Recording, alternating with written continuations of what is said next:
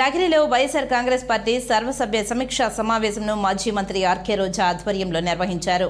ఈ కార్యక్రమానికి ఉమ్మడి చిత్తూరు జిల్లా అధ్యక్షులు కరుణాకర్ రెడ్డి, ఎంపీ గురుమూర్తి, మాజీ ఎంపీ రెడ్డప్ప, పార్టీ నాయకులు, కార్యకర్తలు పెద్ద ఎత్తున పాల్గొన్నారు. అనంతరం వైసీపీ నాయకులు మాట్లాడారు.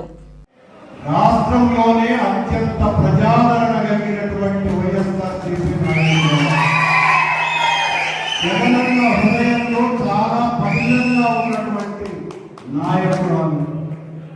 ఎవరు ఎన్ని రకాలుగా మాట్లాడుకున్నా జగన్మోహన్ రెడ్డి గారి హృదయలో ఉన్నటువంటి ఏకైక నగిరి రాజా రోజా.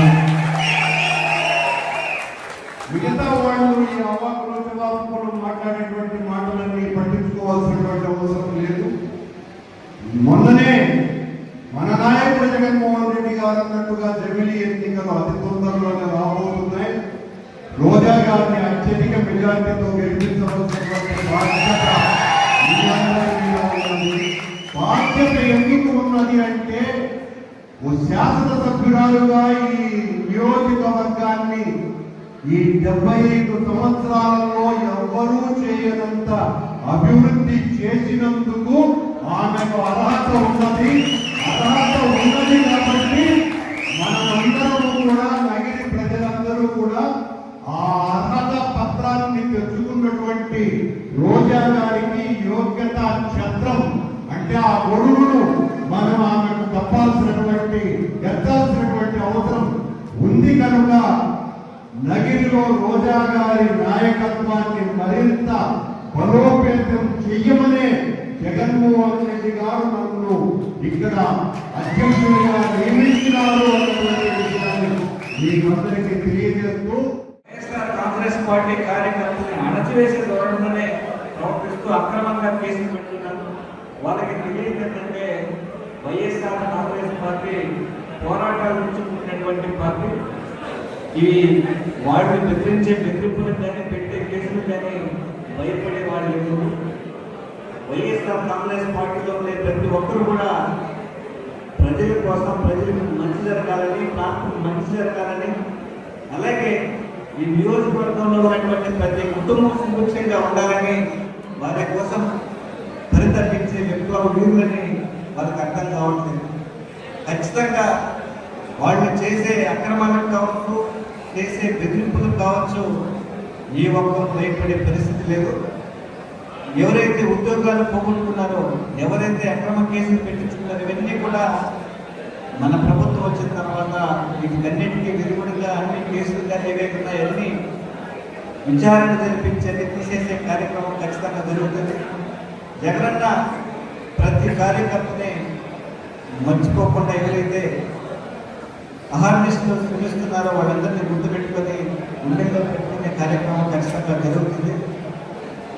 అలాగే మనం విద్యార్థుల దగ్గర నుంచి తాతల వరకు ప్రతి ఒక్కరి భవిష్యత్తు బాగుండాలని ప్రతిపించేటటువంటి ప్రభుత్వం. విజయవాడలో అంబేద్కర్ విగ్రహాన్ని కట్టిస్తే ఆ విగ్రహాన్ని కూడా కూలతోయాలనేసి చాలా అనేక పన్నాగాలు వచ్చిన చంద్రబాబు గురించి మనకు అందరికీ తెలుసు.